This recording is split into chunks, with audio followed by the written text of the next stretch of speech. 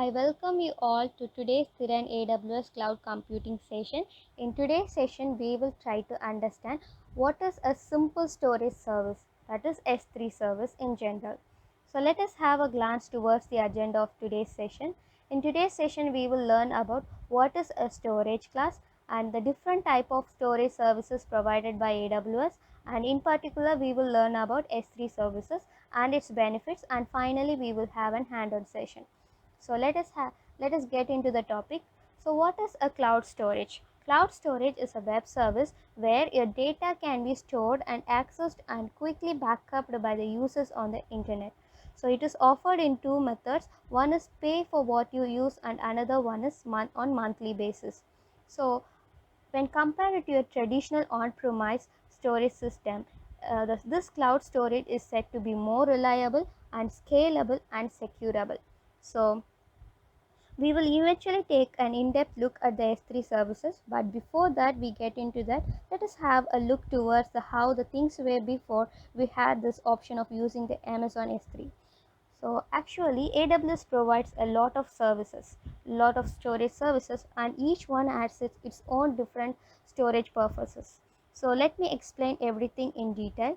So first one is S3. So it is nothing but simple storage service. This provides a scalable and highly durable object storage in the cloud. And next one is EBS.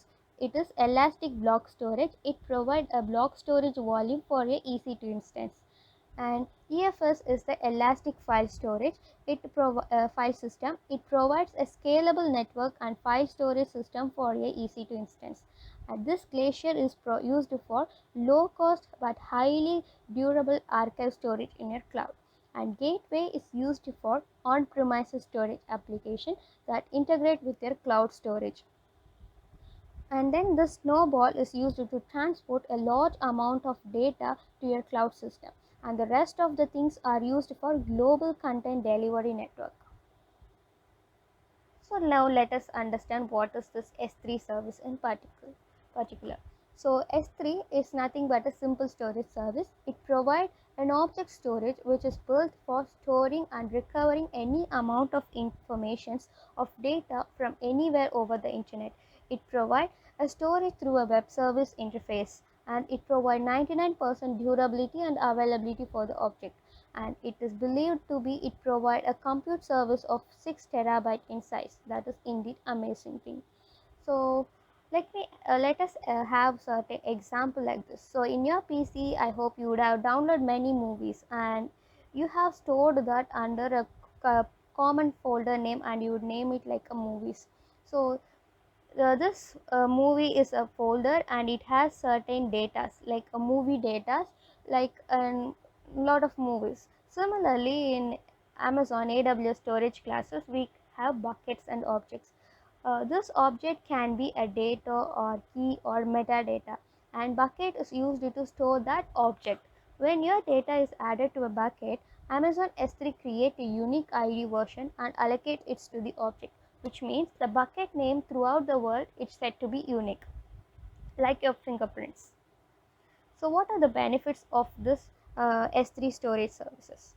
So it is said to be durable, which means it is designed in such a way to provide you 99% durability of your data over a given year. And it is said to be low cost because without sacrificing the performance of the storing data across the S3 storage classes, it supports different access of level of the corresponding rates. And it's said to be scalable because Amazon S3 helps in running a big data analytics across your S3 objects. So on the other hand, a set of data in AWS with a query in place of service. And it's said to be better availability because S3 gives a robust capability to manage and access and cost replication and data protection of your data, and S3 access point make it easy to manage the data access with the specific permissions. And it's said to be very secure because and your data on the S3 service is it protect it from unauthorized access with encryption features and access management tool, and it's said to be better flexible. It stores and protect your data in the Amazon S3 by working with a partner from the AWS Partner Network, that is said to be an APN, the largest community of technology of consulting and cloud service providers. So let us get into the hand-on session. So now you are looking into my AWS Management Console. Here I'm just typing S3.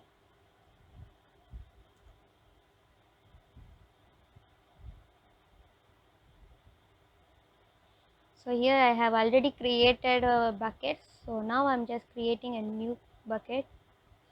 So give a unique ID name for your bucket name. So I'm just giving.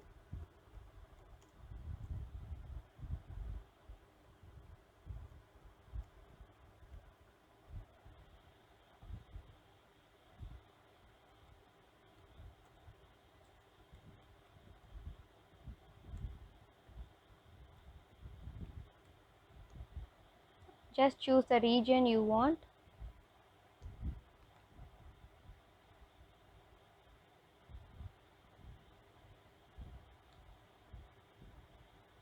So now you could see Thiran demo bucket is successfully created. So in that I'm just going to upload the content. So hit the upload button. So add a file.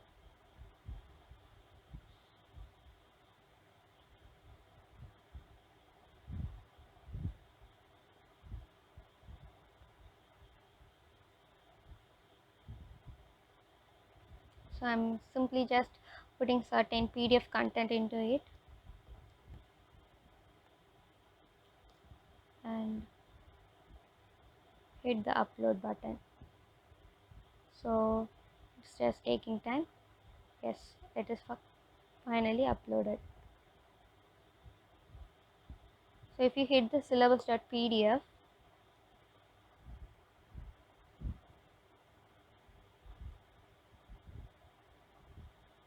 you could see the detail. So this is the object URL. So before that object URL, you just go to the Thiran demo bucket, and here you can find the option like permission. Choose that. So block on all public access. So I'm just going to make it like disable this public access, and don't forget to hit the save changes button. So I'm just giving like confirm.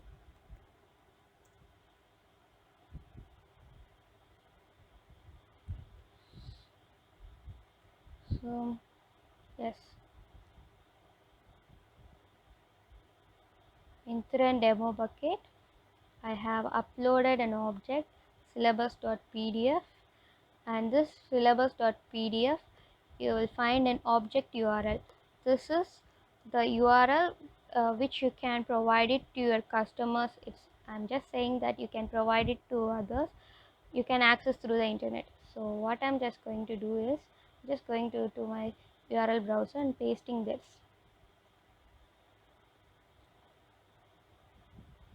So yes, and I forgot to say something.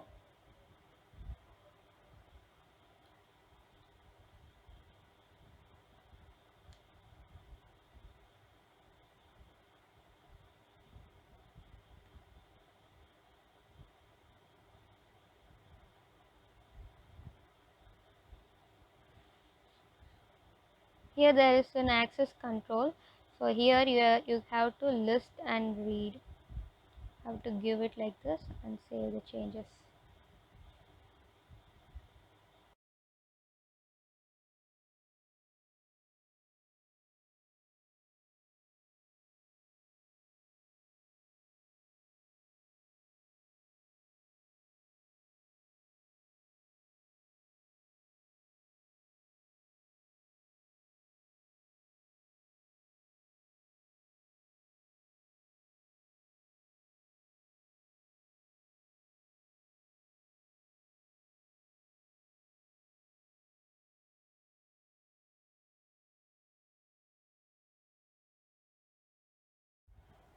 We can access or display the content of the S3 buckets using your AWS CLI. For that you have to use certain commands like AWS S3 LS.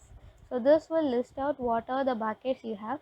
So here I have 4 buckets like Thread AWS and demo bucket is like 0012, and these are the buckets are available. So what I'm going to do is I'm particularly choosing a bucket and display what are the content I have posted in it. For that you have to use the command AWS S3 ls S3 colon slash and write the bucket name.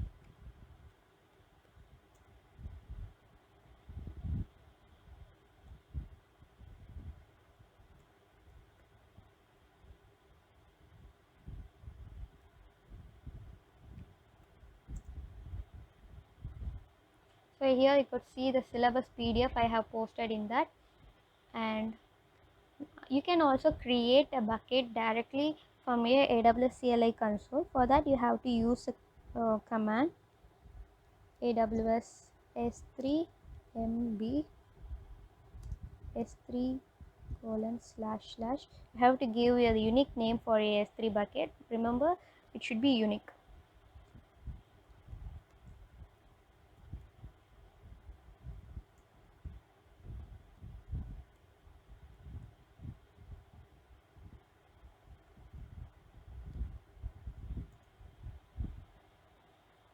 So the bucket Puja AWS bucket is created.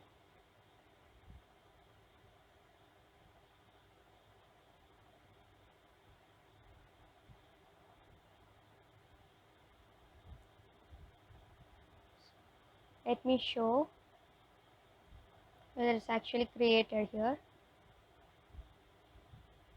So what, I'm just refreshing it. Yes, you could see like my Puja AWS bucket is created now. Right? Yeah, it's created. That's it. I hope you would have understood that. Thank you.